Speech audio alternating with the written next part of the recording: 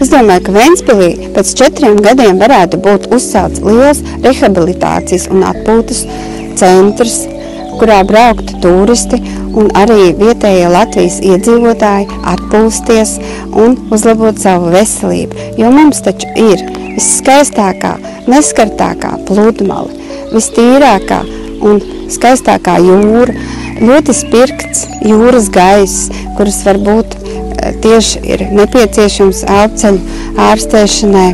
Es izlēmu kandidēt, jo vēlos risināt kopā ar saviem dombiedriem jau augstāk minētos jautājumus.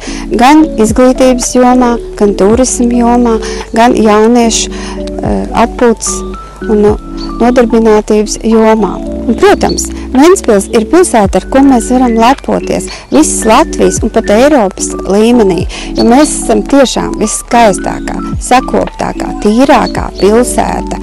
Pabraukājot pa ārzemēm, mēs redzam, kādas ir ceļmals. Mums tā nav. Mums Latvijā arī ceļmals ir sakopts, saposts un tīras.